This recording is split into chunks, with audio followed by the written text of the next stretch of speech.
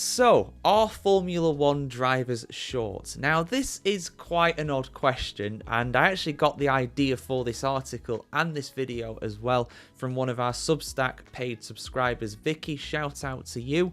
I always see you commenting on the videos. I really appreciate your support, and if you want to join Vicky as a paid member over on Substack and get some exclusive content, you can do so, of course, and I would really appreciate your support on there. So, yeah, we basically got talking about Fernando Alonso, who came up in conversation, who I mentioned in a video, and how he's actually quite a short king. He's actually not the biggest guy, because I've met most of the Formula 1 drivers on the grid, or at least around half of them, as well as some drivers who have since left Formula 1 and some drivers from many years ago in the past of Formula 1 as well. And Formula 1 drivers are not the tallest athletes. This should not come as a surprise, and I'll get into why in this article as well. But yeah, basically, on the whole, compared to most people in the Western world, Formula 1 drivers are actually quite short. So let's have a read about why. Full article on the F1Chronicle.com as always.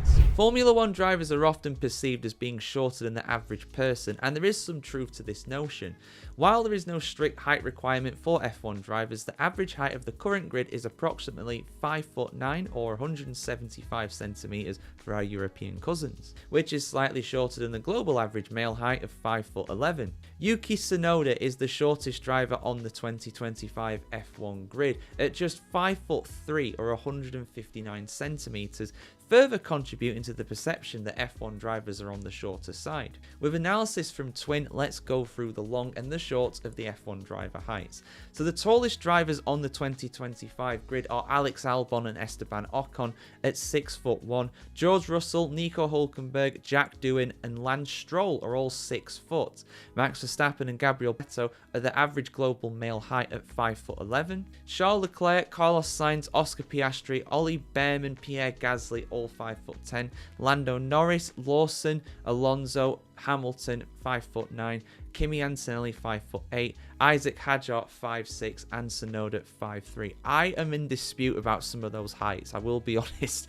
I did gather that data from that site, but I don't really trust it from my own personal experience. I'll explain why at the end. The average height of drivers of the 2025 Formula 1 grid is approximately 5'9", which is slightly shorter than the global average male height of 5'11".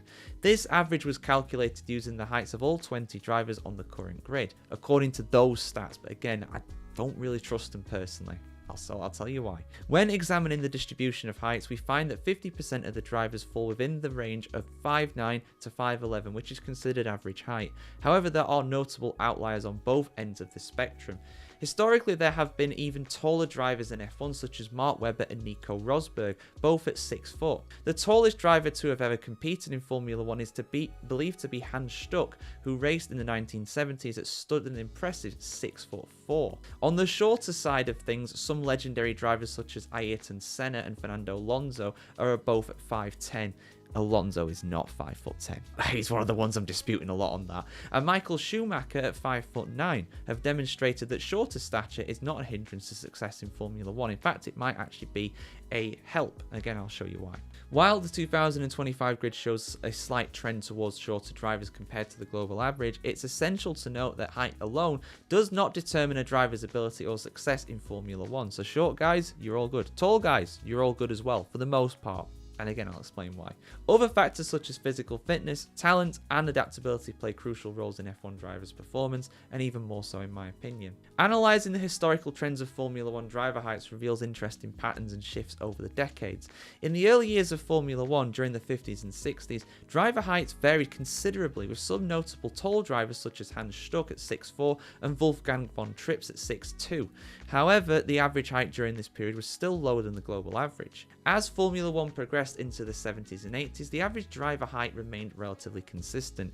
Drivers such as Niki Lauda at 5'9" and Piquet at 5'8" were successful despite being shorter than the global average.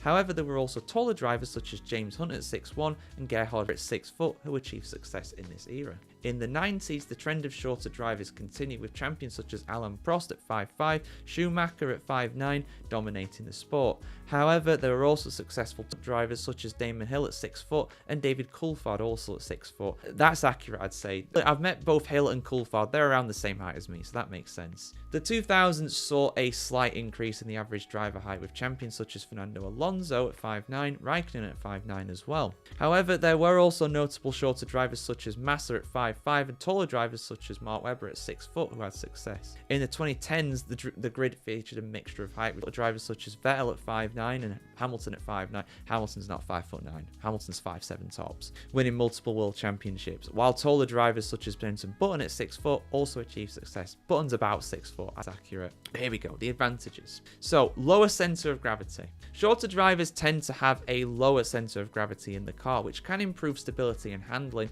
particularly in high-speed corners and during rapid direction changes. A lower center of gravity reduces weight transfer and body roll, allowing for better tyre contact with the track surface. Reduced frontal. Shorter drivers occupy less space in the cockpit, which can lead to improved aerodynamics. A smaller frontal area results in less disruption to the airflow passing over and around the car, potentially contributing to better aerodynamic efficiency. A lot of these problems have got better in recent times too. I mean, back in the day, it was quite difficult for drivers to fit in the car if they were larger. Even Nigel Mansell, but I think he is quite a average-sized driver because he was quite stocky, quite big with his shoulders and stuff like that. He actually couldn't fit in the McLaren in '95. It did contribute to the rumor of him being fat and out of shape, but that wasn't true. It was just the overall size of the guy, you know. I mean, you can lose as much weight as you want, but you're not going to lose your shoulder mass, are you? And eventually they did design a car around him, but the less said about his brief stint at McLaren, the better, really. Weight distribution. F1 cars have a minimum weight limit that includes the driver as well. Shorter and lighter drivers allow teams to distribute ballast more strategically to optimize the car's weight distribution and balance. This can help improve the car's overall performance. Physical fitness. Shorter drivers have an advantage in terms of maintaining their fitness levels as they have less body weight to carry around and a lower body mass index of BMI. Surprised at that. You think that'd even out, but there you go. Maybe that explains why my BMI is so high. This can be beneficial in a sport when drivers are subjected to high G-forces and need to maintain peak physical performance. Yeah, G-forces on the body will, I think, in theory, affect you less when you are a driver. Not just in terms of the weight as well. If you weigh less, that helps, but also in terms of your limbs being shorter. So I think that does actually help out in terms of actually, you know, staying alive in the car, for lack of a better term. Ergonomics. The tight confines of an F1 cockpit may be more accommodating for shorter drivers, allowing them to achieve a comfortable and efficient driving position more easily. This can help reduce fatigue and improve overall performance during long races. Now, I have gone through quite a bit here. Like, there's some bits at the bottom of the article as well if you guys want to take a look at that as well. I do appreciate it, but I just want to bookend this video by going over my own personal thoughts, which I've not put in the article because I don't have... I mean, I've been to the British Grand Prix a few times, I've met quite a few Formula 1 drivers, but I did not have a tape measure on hand, and even if I did, I would not have whipped that out and shown the F1 drivers because, you know, it's been inappropriate. And yes, I'm talking about the tape measure, nothing else, before you get any ideas. That would be even worse. But yeah, I've met quite a few of these guys. I mean, Nico Hülkenberg at 6 foot. I don't know. I don't think he's 6 foot person. He's tall. He's about my height. I'd say he's 5'11", 5'10". That's not too far off. Jack Doohan is quite tall. I met him when he was in Formula 2. He was on like a ramp thing, so it was quite hard to judge his height, but he was probably around the same height as me at 6'4". Albon at 6'1". I don't think he's 6'1". He's definitely tall for an F1 driver, but I don't think he's 6'1". I remember him being one of the taller ones when I was there, but again, I think he's 5'11", 5'10", about the same as Hulk. Didn't meet Stroll, I haven't met Verstappen, not met Bortoleto in person. It's good to get on how tall he is, though. If I ever meet him, it'd be good to see if he is actually 5'11". Charles Leclerc, didn't meet him. Carlos Sainz at 5'10". I don't know, man. I don't think he's 5'10". I think he's about 5'8". I think these height figures are a bit inflated, to be honest. I don't really see that. Behrman, I think I've met... Yeah, I have met Behrman. I've met Behrman. He's probably maybe even taller than 5'10". Maybe he's 5'11". He's actually quite a big guy. Gasly, 5'10", met him. Norris, he is about 5'9". I think that's accurate. Where's Piastri? Piastri at 5'10". He was quite difficult to judge. When I met him, he was sat down on one of them like bar stool things in the McLaren paddock garage, and he was... I always say he's so laid back, he'd be sat, you know, he's almost sideways, the guy. He's almost horizontal. He's the chillest dude, as you'd imagine. So it was very hard to gauge how tall he was, actually. So he might well be 5'10". Alonso, I'm sorry, Alonso is not 5'9". He's 5'6" max.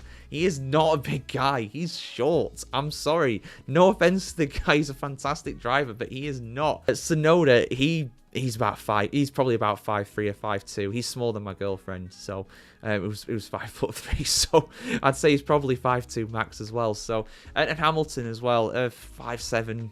He's not 5'9". I don't think. Maybe I'm being harsh. Maybe I don't know. Maybe I had really big shoes on. Maybe I had Cuban heels on and forgot or something when I met all these dudes. But I would say they are actually on the whole shorter than what that list is saying personally. A good 2-3 inches probably on average shorter. I mean, some of them are accurate, I'd say.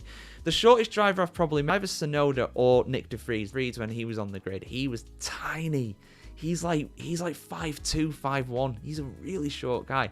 But the shortest of them all, I believe, maybe not in his driving days, I think he's probably shrunk a few inches since then, Sir Jackie Stewart. I met Sir Jackie.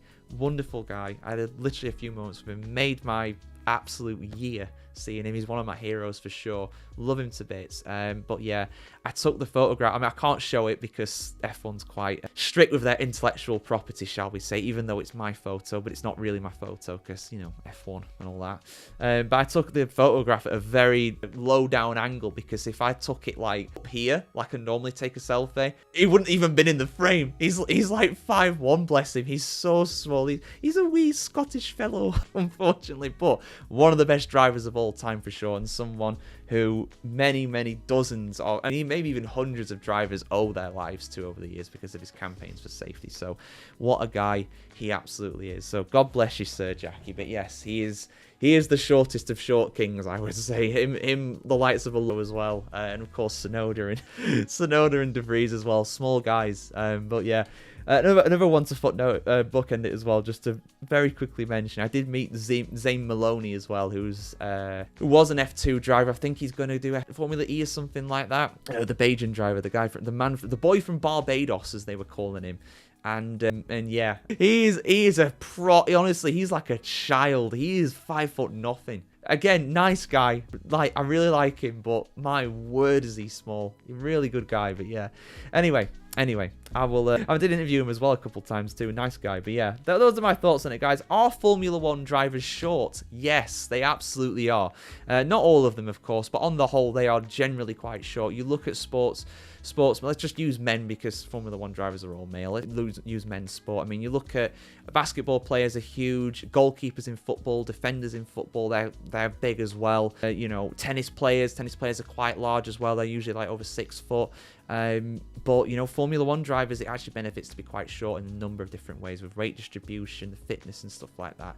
In general, it does actually favour shorter drivers. Not like properly short. I'd say that maybe Tsunoda does probably struggle to reach the pedals a little bit, bless him. But in all seriousness, they are quite short. That was one of the things that surprised me the most about meeting them, how small a lot of them are. They are not big guys. They are not, for a number of reasons, as we discussed. But yeah, guys, have you met any Formula 1 drivers in person? Did it surprise you about how tall or short they were? Let us know in the comments below, of course. And we'll see you very soon for some more content here on the F1Chronicle.com. A longer one, of course. Not a short video about short drivers. A long video about tall drivers. I'll stop. Like, comment, subscribe. And if you want to become a paid Substack member, like I said at the start, very much appreciated. Same with Patreon as well. Become a Patreon there. And you get some exclusive member benefits as well. And we'll see you soon, guys. Have a good one.